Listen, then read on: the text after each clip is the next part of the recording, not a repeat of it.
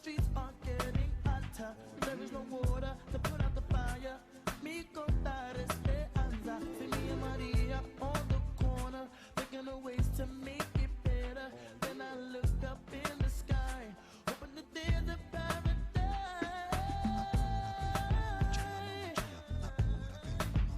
North side, south side,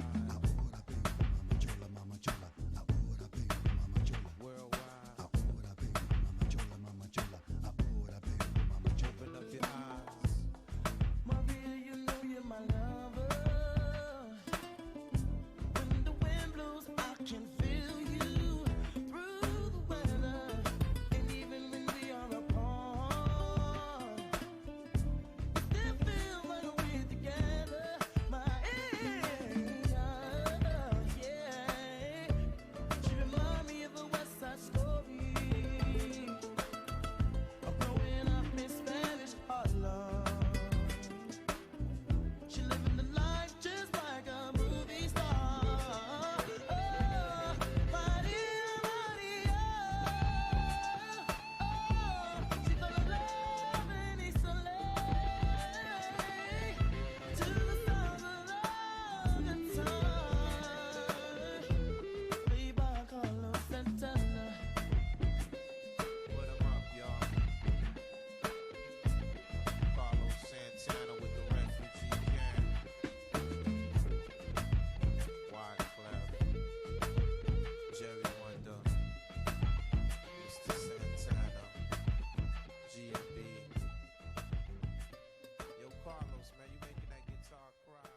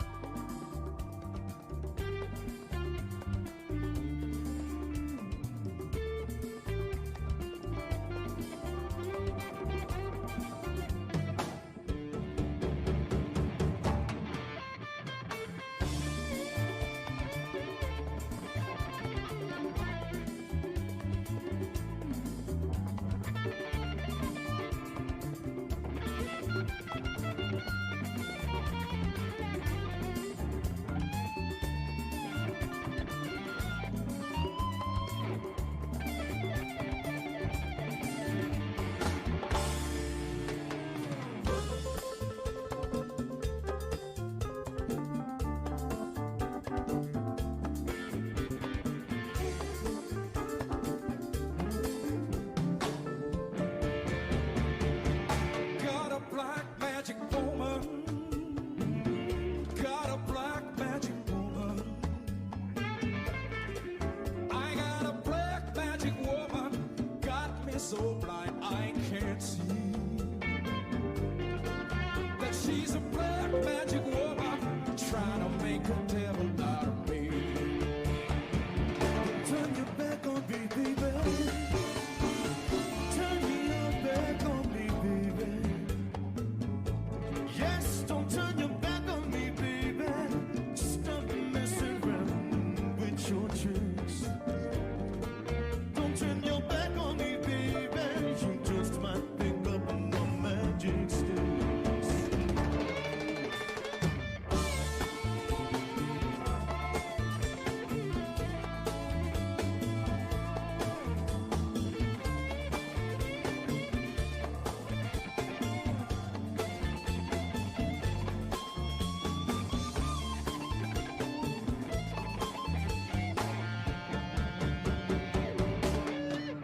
Hi guys, how are you doing?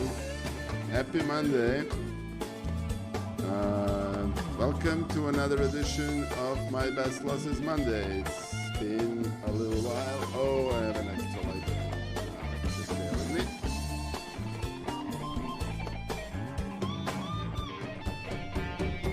You got your spell on me, baby. Got your spell Hey Danny, hey Chess Lover, hi guys, it's very good to see you. Hello Henrik Busy, it's very good to see you too. Alright, I hope you enjoyed a little bit of Santana. It's one of my favorite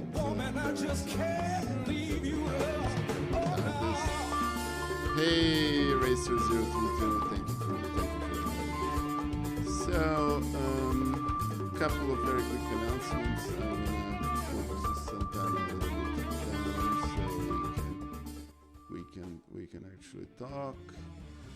Welcome to another edition, and oh, that's a very kind words, Chess Lover. Nicholas saved us from the chess doom. I'm not sure what you meant, Chess Lover, but thank you. That's very nice to hear. Anyway, so today I have several interesting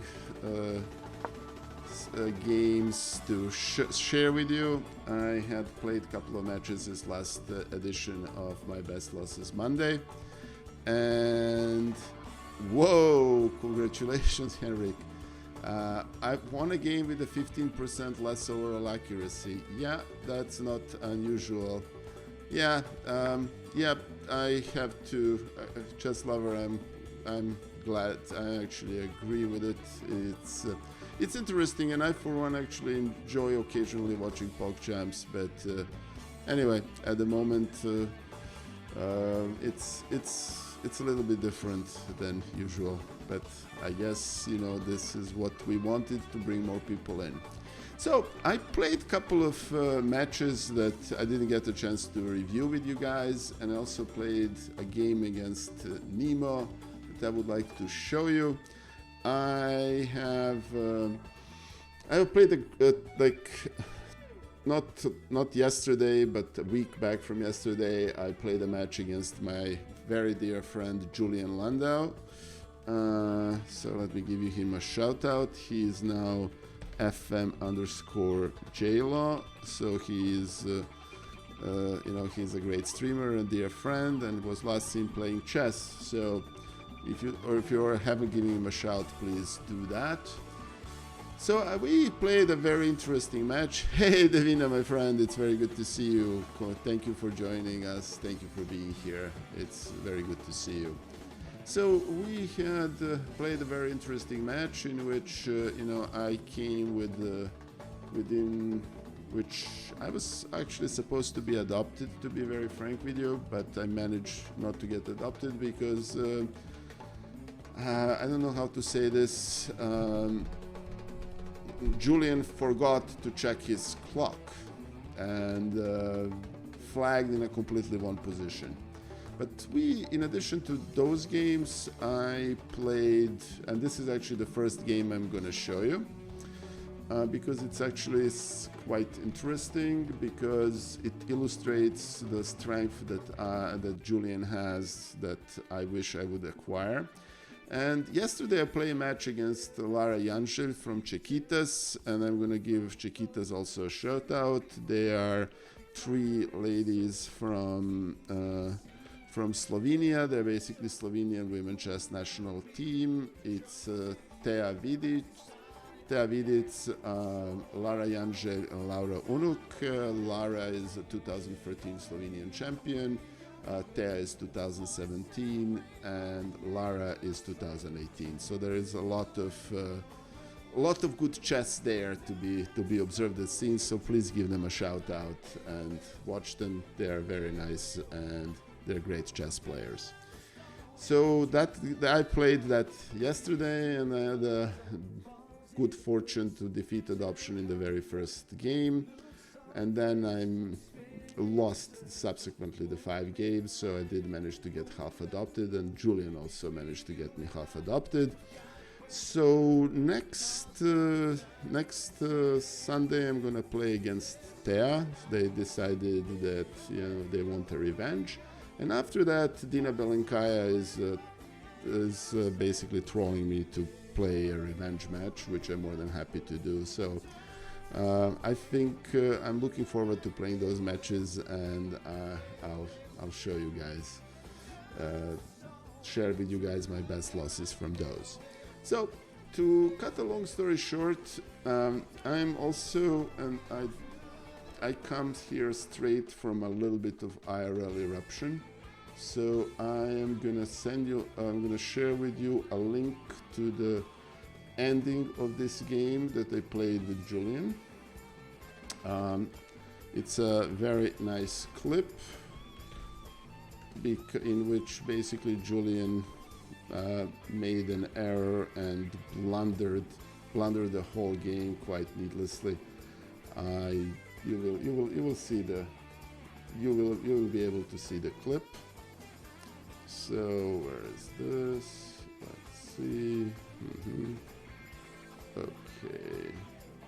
Hey, Quang PI, thank you for raiding with a party of 4. That's very greatly appreciated, my friend. So let me share this with you guys. Recent popular clips. There you go. The title of the clips is How Nickel Avoided Adoption, and here it is. Take a look. It's interesting. We can, after I show this game, actually that's the game that's the last game of our match, game number 10. I'll show you. But the game itself was very interesting because it illustrates how we contested the match. The match was played in some sort of English opening that kind of converted into Grunfeld, which, as you guys, some of you know, I'm struggling with my responses to d4. That's also going to show itself in games against Lara. So basically, this was all standard fare. And if we're looking at the computer analysis, computer judges this to be actually slightly better for black, which may or may not be true. I personally was pretty proud of this bishop maneuver from c8 to f5 to e4, because that completely neutralizes this white bishop on g2, which is usually what black has a problem in this opening. Anyway, so queen d1, bishop e4, c4, knight b7. We are still here in the, black has slight advantage. This position is equal. And the advantage here for black is that there is this pawn on c4 that is kind of separated itself from the rest of the from the rest of the pawns, and it's also on the open file, so it's a little bit weak. I have played lots of games against Dina Belenkaya, and for her she is actually able to convert such advantages into a win, which is why she is very hard to play against, at least for me. Anyway, so queen d4 is a check, all normal moves, takes, and here computer considers this inaccuracy. Given that we're talking about adoption match, I think this is a perfectly legitimate move. The queen on e4 indirectly defends pawn on e7, and the exchange of the queens favors black because it brings the some sort of a drawn endgame closer. And not to belabor this particular endgame, I'm somewhere around here. I am starting to lose the thread of the endgame. In other words, this excursus of king to e5 is probably not a good idea, and then I had to withdraw. This is still better for black, but not by much. And and here this is basically I managed to lose all the advantage in the space of maybe 3 or 4 moves. My bias for exchanging pieces is still very strong, and that's something I keep promising to you guys that I have to work to combat, but I'm not there yet. So anyway, bottom line, this should be a dead drone endgame. White has slightly more space and a slightly more active knight, but there was no reason for me to lose this game. This is basically the key moment of this particular game, because I need to, obviously here White has a threat of playing knight e5 with a check, and then go to c6, and if black plays king e7, White can take on a7, and it ends up being a pawn up. There is a very simple defense to this. It is, I played h5, which is the best move, knight e5, and the move that one needs to play, which is rather obvious, is king e8, and obviously there is no more check. And yours truly, I need to not to make these oversights anymore. In other words, my favorite, do not blunder emote. In other words, this is completely, a needless, stupid move on my part, and obviously now I'm a pawn down, and I've given Julian an opportunity to, play for a win. Because if I play, stop. In other words, instead of queen d7, if I play king e8, which is a normal move, this is a dead drone. This is a completely dead drone endgame. There is nothing to play for. No side has an advantage. There is really no easy way in which White king can penetrate to attract these pawns, and playing a6 basically will allow black to activate the king. Why I didn't do that? Please don't ask me. I somehow wish that I could stop blunders like these, because I would probably gain 100 elo at least. But I played king e7, knight c6, king d6, and now this is a pretty dangerous endgame in which small mistakes magnify, and a few moves later I have managed to mess this up. And after some obvious moves, I'm here in a position that after king e7, hey Evil Mandit, my friend, it's very good to see you. Thank you for joining the stream. I'm showing the last game with my dear friend, everybody's dear friend, FM Julian Landau, which I actually managed to win. And how I managed to win, we're going to actually watch together. So anyway, so e5, and this is already decisive advantage for White, because these two pawns are going to convert into a distant passed pawn, and that's enough advantage for White to win. Not to mention that White also has a more active pieces. And yes, Henrik, chess is tricky. Anyway, so it's very unforgiving. You can play the best moves for the whole of the game, and then you make one blunder and you're lost. But anyway, and here is one thing that I'm gonna say that needs to be said. I'm not a very good chess opportunist. When I say chess opportunist, I mean people who take advantage of other people's blunders. Or I'm not as good as I would like to be. I need to work on it, and I need to be able to spot these tactical moments,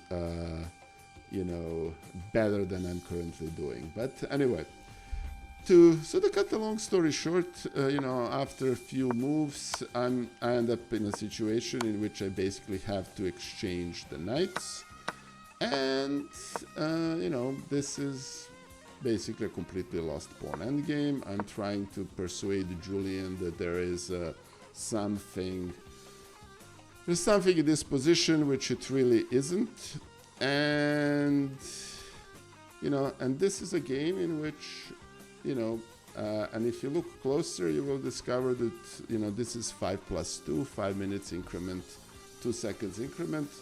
Julian has 8 seconds, and he is a very good bullet player. I have 7.8 seconds, so time is really not a factor. But at that particular moment, this is what happened, and I'm going to share this with you so we can take a look at it together. Okay, I'm going to open, and let me start it from the beginning.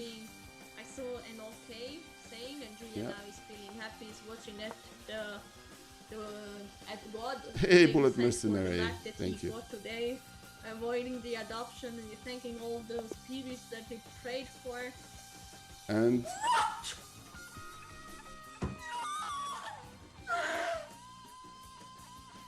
I feel bad for Julian. Julian basically,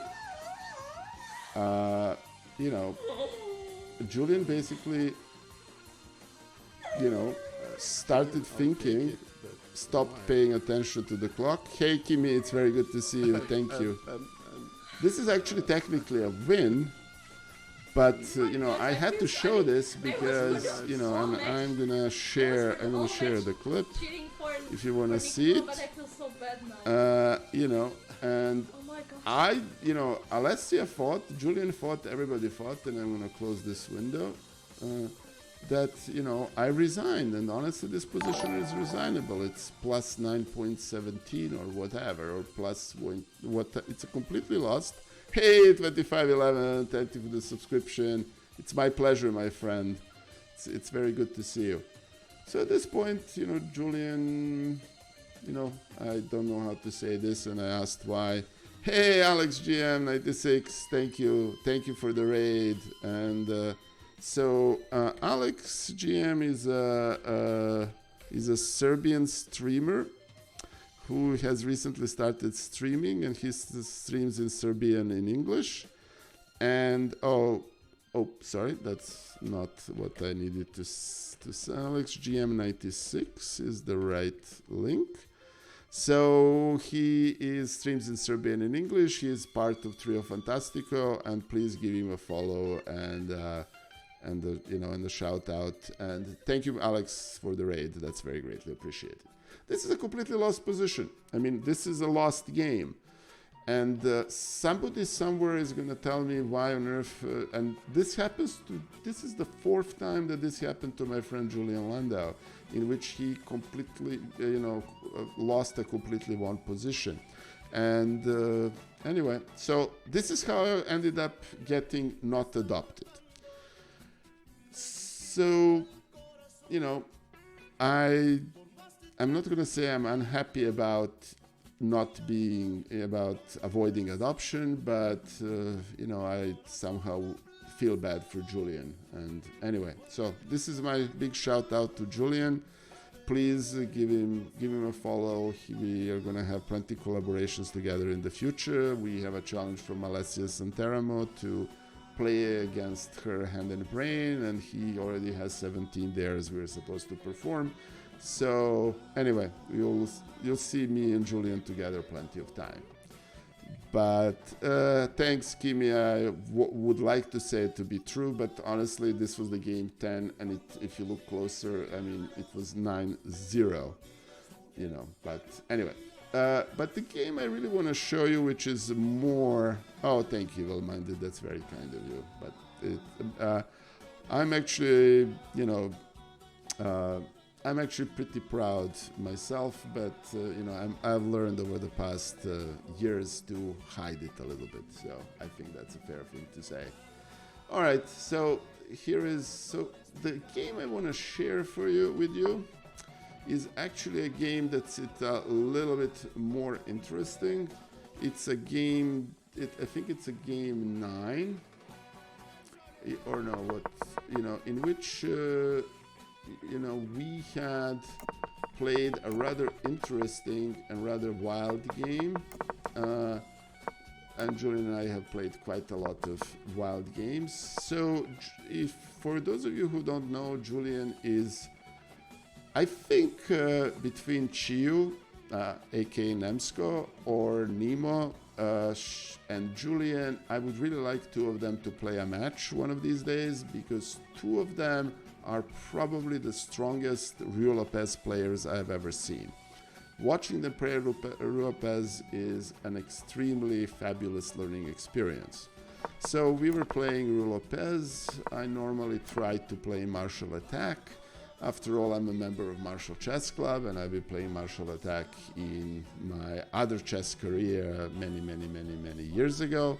So I do like to play martial. And h3, I'm booked up on this theory. Bishop b7, d3, all standard moves. And knight d4 takes, queen b3, c5. Black is almost trying to force white to take the pawn on e5. And if you look at the analysis here, you will discover that this position is actually equal, because black is a pawn down, but its pieces are much better. It managed to connect to the rooks. This bishop is actually activated. It has quite a lot of threats. And this knight and this bishop and this rook have ways to go before they develop. And I'm very familiar with these positions because I've played them plenty of times.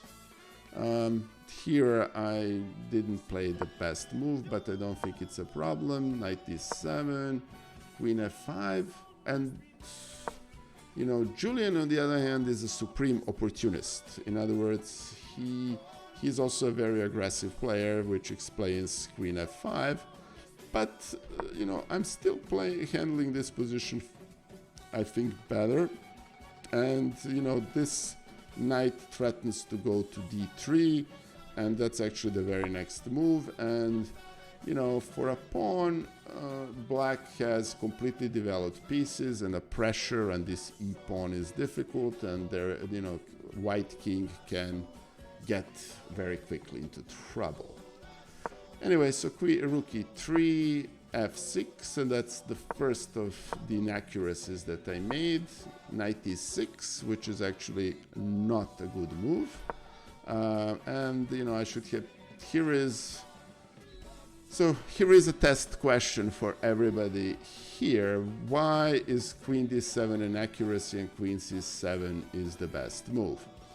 Well, the reason for that is very simple. On c8, a queen is exercising the same pin against the white queen, but yes, knight g7, exactly.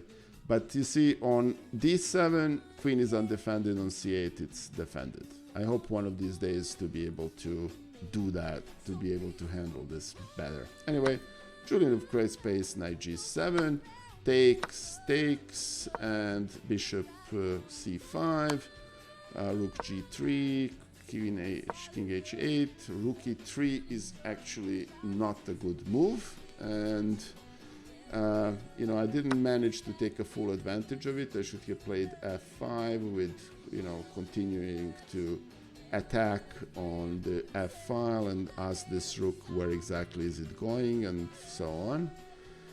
But this is still a very good position for black. At least it shouldn't be lost. And this knight on d3 is still monster. And after all is said and done, I'm gonna stop here. We end up in this position in which, very frankly, objectively, black, if it's not winning, black should not be losing. Okay, in other words, there is possibility of creating a passed pawn on the queen side. This knight is a monster. This bishop is also probably very well placed too, and the kings are about in the same shape. In other words, they're both a little bit troubled. So, yeah, however, and I'm showing this as part of my best losses, I managed to lose this position, and I'll show you how. All right, so, all of this is quite normal. All of this is still quite, normal moves. I'm pushing b4 because I'm assuming that the passed pawn is actually worth the, pawn on f6, which is a weakness as it is. The problem here is that yours truly, and this is where I lost the game, overlooked the simple fact that, I'm taking my king straight into the mating pattern. And I'll show you what happened. In other words, so, rook e1, and, I'm trying to play, and at this point, Julian sees that he has a mating pattern. So, in other words, if I play f5, rook f6 is mate, and I play h6, but there is a small play on h5, but there is a small problem. Now I cannot really defend the mate on h6 outside of doing what I did, which is basically take the bishop. So in other words, from a position that was comfortably drawn, or even slightly better for black, in a space of 6 moves, I brought myself into a position that I dragged my king into a mating net. I did this twice in this match. It's deeply troubling. I should be able to handle this, but it also illustrates one of the strengths of Julian, and that's the type of strength that actually lots of players on Twitch have. They're able to seize the opportunities that opponent offers them. And my sense of danger here completely failed me. End result, this should have been an easily drawn game. Instead, it became I'm showing you this guys on my best losses. Yes, Kimili, a tragedy, exactly. Such a noble cause not being adopted failed by a tragic flaw of, not seeing a mating pattern. Anyway, sarcasm mode off, but yes, it's just, hey, Kalkober, it's very good to see you. But what's interesting here is that, until that particular moment, this was, a game that was very well played, and I very frankly was quite happy with the way I handled Marshall here.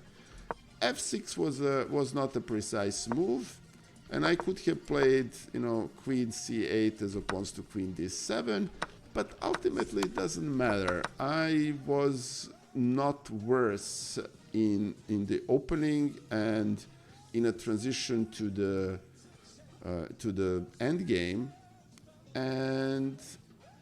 but I ended up messing up the end game. So obviously Julian deserved to win this game. He actually deserved to win 10-0 because he played very well, very precise, very effectively. But I need to figure out how to deliver better sense of danger and this, not to fall for traps of this kind. This happens to me rather a lot, which is why I wanted to share with you this game. I'm going to, skip the game two games from match against Lara Jangel. And I'm going to show you a rather similar game that I played against Chiyu Zhao, aka Nemo. And, because it's the same or similar opening. And swear to God, one of these days, I'm going to persuade Nemo and Julian to play a match. I'm actually very curious how that match would end. Anyway, so this is the same opening. And Nemo handles this a little bit differently than Julian, and incidentally, all of this is deep fury. 95, d3, bishop f6. This is actually from a course that I recommend, which is Gustafsson course in e4, e5. And, you know, knight t8 is the best, d4 is an accuracy. And this is the key moment of this game. In other words, up to this point, I am, you know, black is objectively better in this position. Everything up to this point has been some sort of a theory or another. And what happened in this game, and what happens in quite a lot of my games is, and you know, I'm piling up clauses, forgive me about that. I ended up not knowing what to do, or I didn't find the right plan. And obviously, if I'm playing 3+0, I don't have time to come up with a plan. So I end up making an error and basically going for piece exchange. And in the process, I squander whatever little advantage I have. And hey, the Santicat! It's very good to see you, my friend. Thank you. And you know, I don't want to show you the rest, but it's important because this plan of exchanging queens and rooks only benefits white. And the reason I'm mad at myself, and still am, is that this particular strategy is, I knew it was bad while I was playing it, but the only reason I was playing it is because I couldn't, I couldn't come up with any alternative plan. So I ended up playing this, which was, I show my bias for simplification. A simple move, which is very obvious here, which is queen c6, basically allows, black chances to play for win.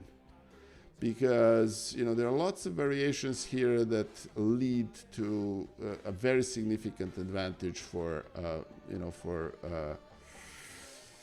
black.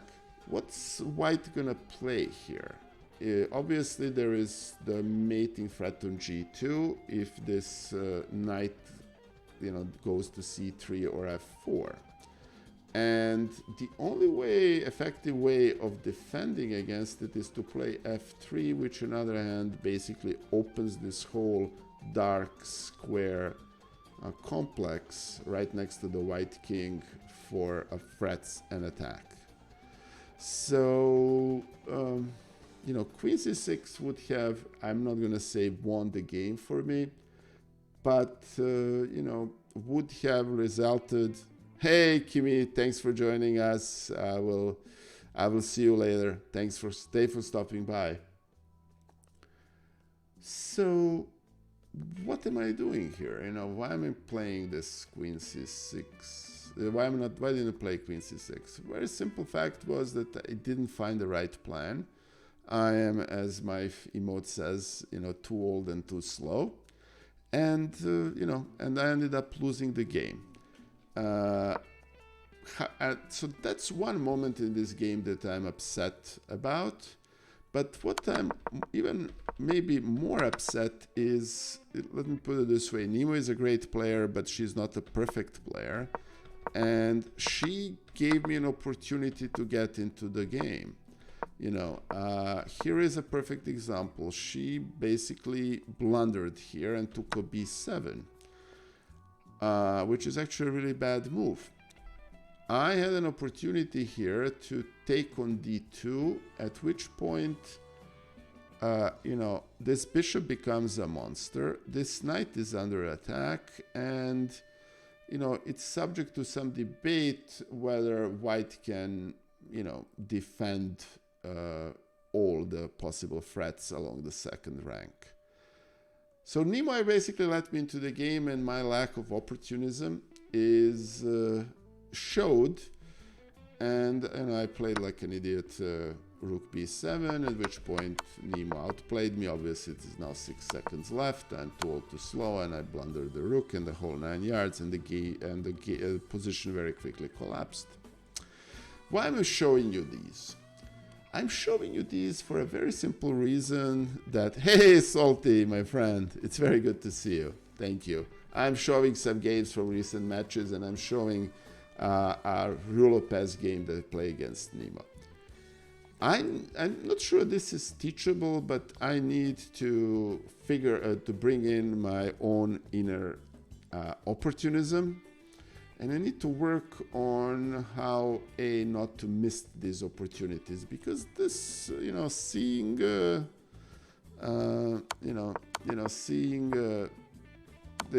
the option to take on d2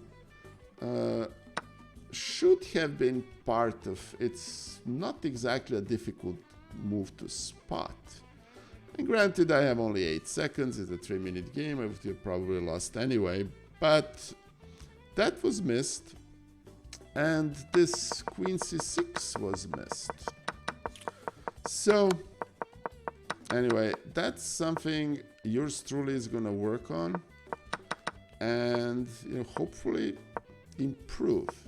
Queen c6. Come on, Nicola. Queen c6. I almost picture Aman Hambleton in one of those sab battles in which he is looking at lower rated players, and he is basically screaming into the screen, saying, "Play some, whatever is the best move," and they don't see it. Anyway. So this was a quick discursus against with the game against Chiu. The next game, and this is next to the last game I'm going to show you guys tonight, are 2 games against the Lara Janželj from Slovenia and of Čekitas.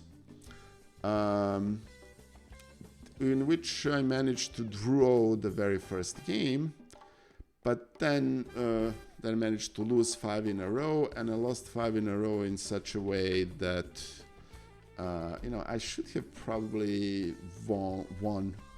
I had won positions in exactly 2 of these, in definitely 2, maybe even 3 of those games. And I'm giving a quick shout out to Čekitas. Give them a follow if you already haven't. They're basically 3 members of the Slovenian chess national team. 2 of them played in the online Olympiad. Anyway, so first game ended up in a draw, so adoption was defeated, and this is game 2. And as all of you guys, as I mentioned this many times on these, I'm still struggling a little bit with c4, so, with how to fight d4. So I played my usual King's Indian, and I've decided to try this a5, which I think is called Makagono variation.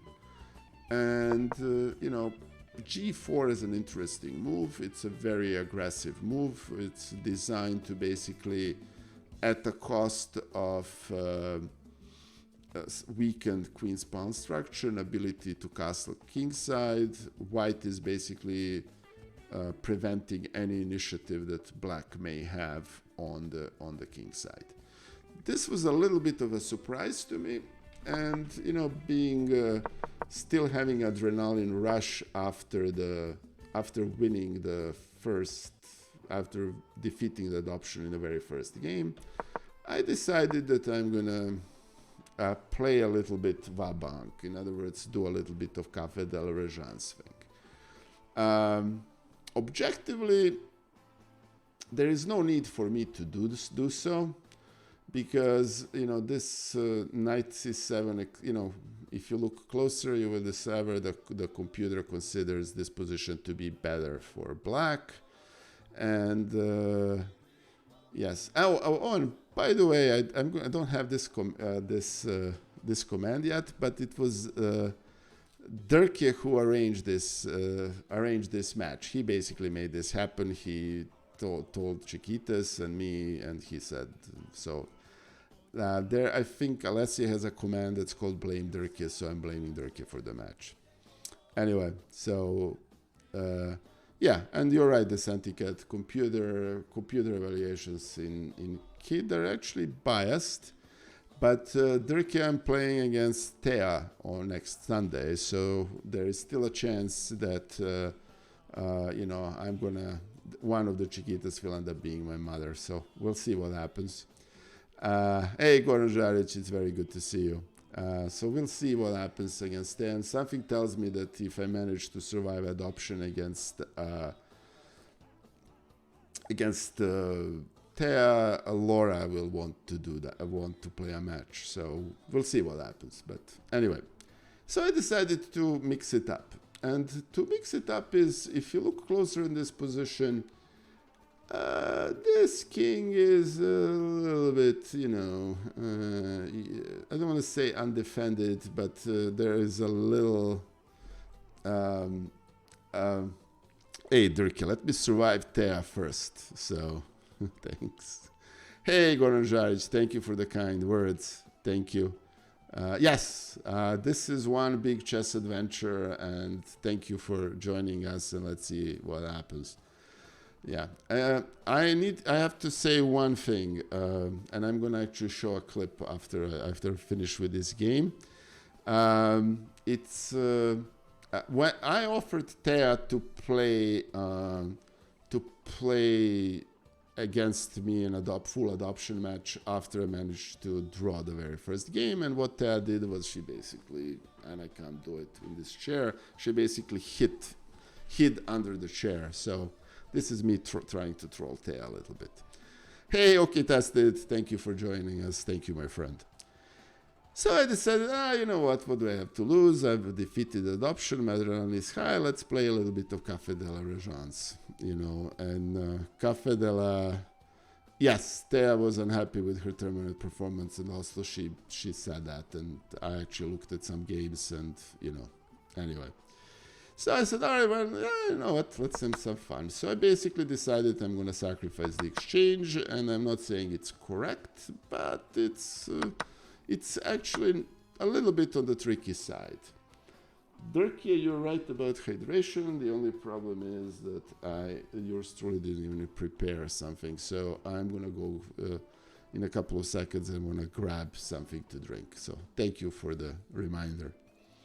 All right, so this position is objectively lost for black by any humane standard, but Lara is a positional player, and I figured if I play a wild game, I'm increasing my chances. Okay, posture check. All right, since I'm getting both posture check and water, I'm gonna go grab some water. I'm gonna come back in exactly 2 seconds. Just bear with me, guys. I'll be back in 30 seconds.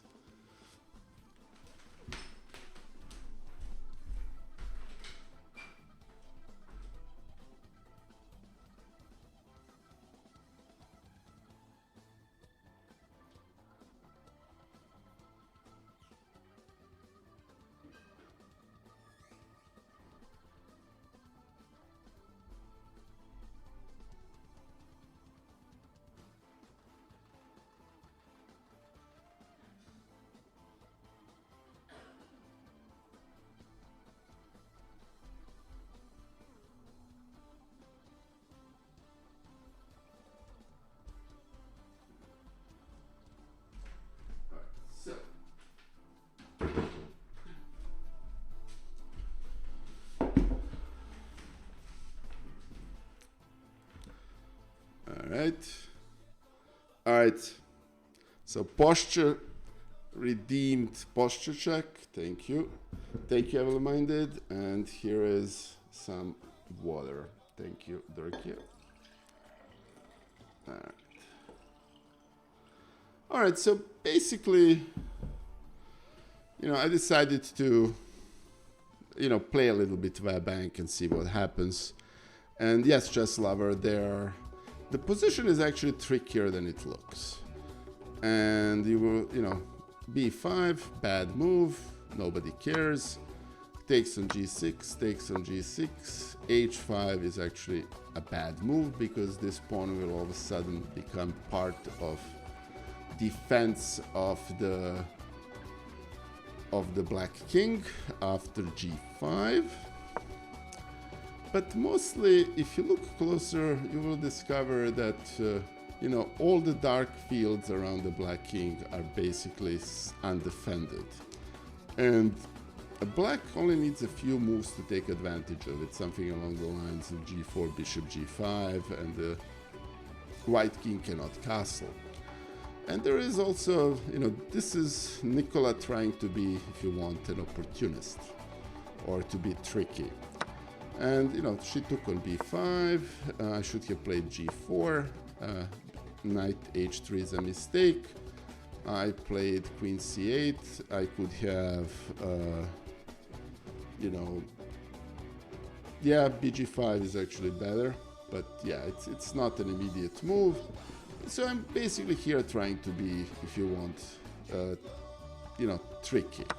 So she took on g5, which, she was under an impression that this is basically an exchange because there is a possibility of, after I take on g5, to play rook g1, and that was actually played after here.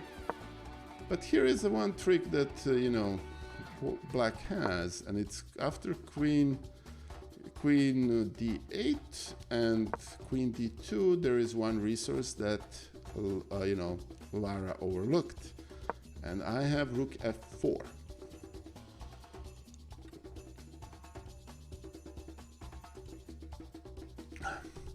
And, and there is another interesting, these couple of moves are interesting because it's interesting how tricky this position can turn around very quickly. And I'm gonna, Ricky requested a song, and let me put it in for him instead of Carlos Santana. Hey, Smash Time Fools, my friend. It's very good to see you. Thank you for joining us here today. Oh, Water of Love, thank you. That's one of my favorites. Okay. Hey, Smash Time, good morning, Smashy. It's very good to see you. Anyway, so rook f4, and then Laura made another error, which basically is a mistake that should have lost the game. Because black here has a move that wins, that if it doesn't win the game, but it basically wins the game, and that move is rook g4. Rook g4 does a couple of things. It basically releases this bishop from the pin. It threatens to take the queen. The bishop is defended here, and the bishop on d7 defend the rook on g4. A winning move. A move that basically, and this is, incidentally, this is a game number 2. So I have to say, honestly, if and I'm sorry, this is going to come across as pretty obnoxious. If I drew the game 1 and then won game 2 against, a 2018 champion, Slovenian champion, I would be probably opening some champagne with you guys tonight. But I didn't see rook g4. And I even considered rook g4, and I saw rook g4 a move later when it was too late. And what did I miss? And what I missed is that the important fact in this position is that, white doesn't have rook g4 because, bishop g4. In other words, yours truly, it's, the reason why I'm not 2000 yet, and I'm still, up on the way to improve. I didn't see that on g4 bishop defends the rook, and therefore rook g4 is not an option. So what did I play? I played queen h8, and and then play rook g4, at which point is not a good move. In other words, I saw the tactic, but I played it one move late, stupidly. And, the position pretty quickly collapsed. it's there. Lara has way too many pawns, and this last queen d2 move was actually a mouse slip. I wanted to play queen e3. It doesn't matter. The game was already basically for intents and purposes lost or close to lost. So why am I showing you this? I'm showing you this game for the very simple reason that I think I have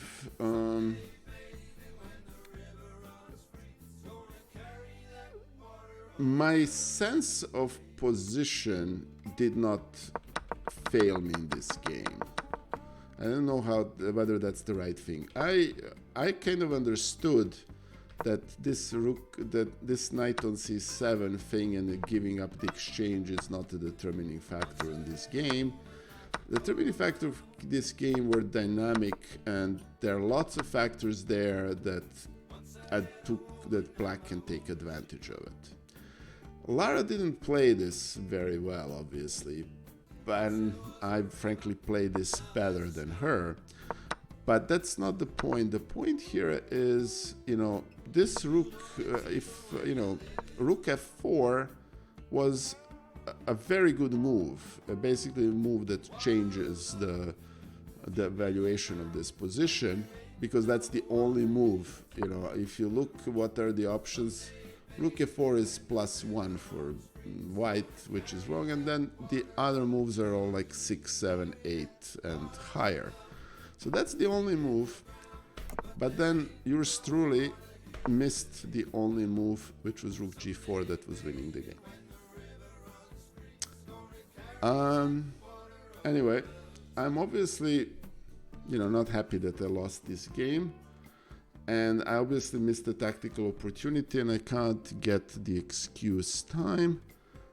But very frankly, I have understood in this game how to play against Lara, and this is gonna come.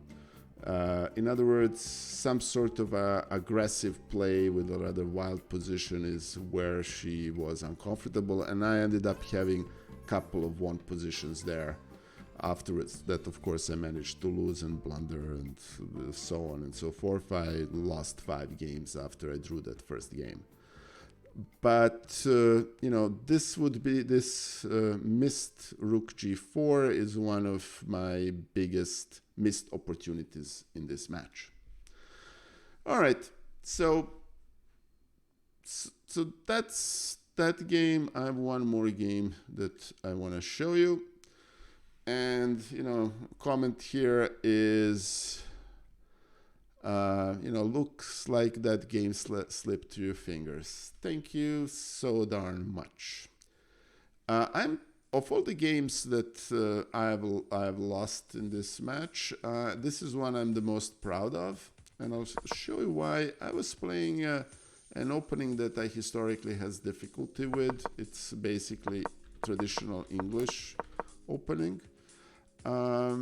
And it's an English opening with e4, in which, white focuses on domination of d5. This bishop is somewhat passive, but it's kind of hard to take advantage of it. And, our friends from Dire Straits are playing Skate Away, so it's another music by Dire Straits, so let's keep going. Anyway, so this is, all normal English thing, and if you look closer, this is supposed to be very drawish. I'm not very booked up, but on the other hand, in positions like these, I don't think one really needs to be booked up. There are not that many necessarily critical variations, which, you can lose. If you look closer, you have 3 decent moves in this position. And in many ways, the position plays by itself. So queen c7, bishop e3, b6, queen d2, knight g4, knight h6, b5, which is all standard fare in these positions. Bishop in e3, and you will discover that as this game progresses, I'm slowly starting to outplay Laura. Lara here. And the reason I'm proud of this game is that basically managed to outplay Lara in a positional game, which is, very nice here. Anyway, so all of this is more or less standard play, standard position. There are some concrete threats, and Lara here made a mistake because she allowed me to took on c4, and I have this monstrous bishop, and I ended up, out of the whole exchange, I ended up being 2 pawns up, which was, pretty good for me. After further exchanges, bishop takes h6. I'm not obviously gonna sacrifice exchange here. Rook e8 defense against this nasty pin on e7, so this knight can be released. And after rook b8, bishop on h7, computer prefers bishop g7. Computers are gonna beat all of us, but I like bishop h8. Sorry, Stockfish. Knight b6, queen c7. Exchange, and Lara here takes the pawn on a6, which is understandable, but I'm not, and computer likes it, but in many ways it's a very committal move because it clarifies the situation for both players and also allows me to play knight b4. So here I am. This is, I think, game 3 of the half adoption part of the match, and I am... Hey, RF Chess Master, it's very good. Thank you for the follow. That's very greatly appreciated. Hey, Frappuccino, how are you doing?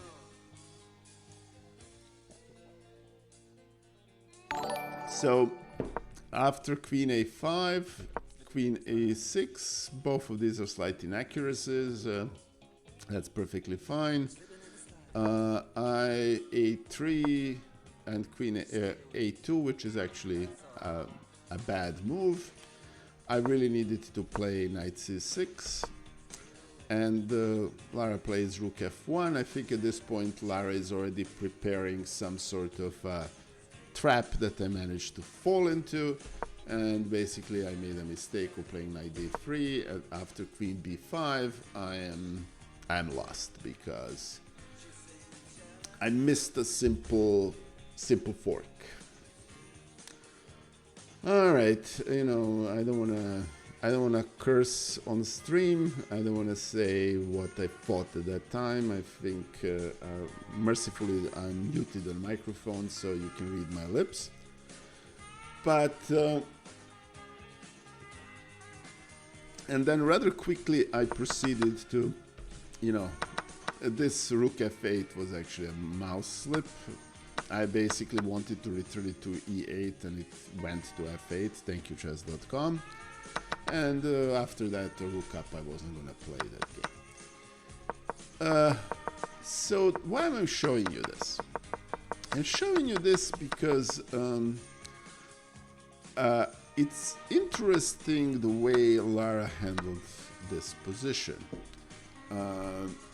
Normally, if you look closer, one of the motives here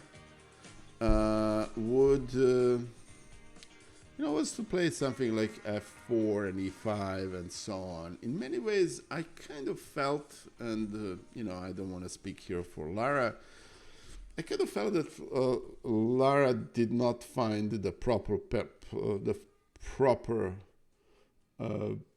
plan in this position. In other words, she played rather passively and basically allowed me to get with a murder here, like, taking on b5, taking on b2, exchanging rooks, so on and so forth. In other words,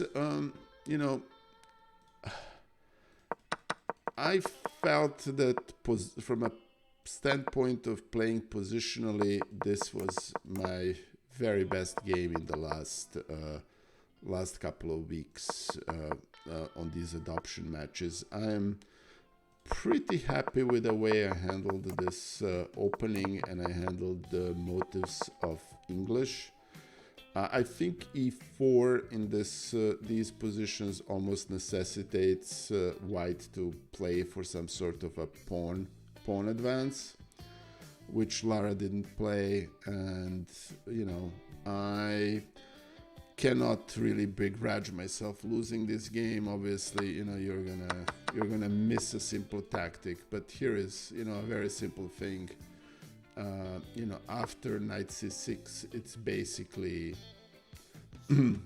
white. And I'm having a raspy voice. Thanks, Green Reaper of Chess. I kind of feel the same, but thank you. So why on earth would I even need? It's black who is the one who is fighting for win. This rook is passive. This bishop is hitting granite. This bishop is active, but really it doesn't have anything else. This bishop, on the other hand, is a monster.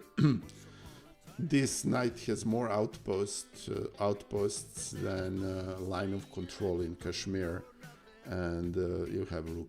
This rook can be easily activated. So, as I mentioned to you guys, my match against Lara, although I managed to avoid adoption in the very first game, ended up being a typical game of lost opportunities. In other words, this game was not exactly won, but I could have played for a win. Previous game, I was one move away from winning the game, and there was another game in which I had a +4 position that I managed to lose, that I'm not going to show. It's really not that instructive. It's my standard Adams attack game that I've showed plenty of times. So, I kind of have a feeling that, my adventure in chess is going somewhere, and I kind of have a feeling that these matches has proven to be very useful for me. I have also reached the stage now that more than one streamer actually is asking to play such match against me. I got the challenge. Hey, Sap72, my friend, it's very good to see you. Oh yeah, I'm sorry I didn't change the Mobot command. Next match is actually on Sunday at noon against Thea Vidic, also of Chiquitas, and I think that's September 6th. Oh, Dirk, yeah. Okay, you survived. Alright, so if you guys want to play Russian roulette in chat, there is a exclamation command roulette. That's if you want to play Russian roulette, then I think you end up being muted for 60 seconds if you actually manage to hit the bullet. Anyway, so I'm actually very happy with this match. This match was very encouraging for me. Lara is a very strong player. She's playing, she was playing for Slovenia in Online Olympiad, and as opposed to a match against Omid when I kind of felt out of sorts, and a match against Julian in which I felt dominated, I kind of felt that I was able to hold my own against Lara. I'm not. The result doesn't really reflect the result-wise, but I have a good vibe about it. And thank you, Dirk. Yes, Lara is a beast. She is a very strong player, and we'll see what happens against Thea. And Dina has trolled me actually today, I think, and I wish I'm gonna actually clip this and post it in my Discord. She basically said, "I'm challenging you to a revenge match in." Revenge adoption match, so, and you don't have a choice, you have to accept. So I accepted, so we'll see how that goes.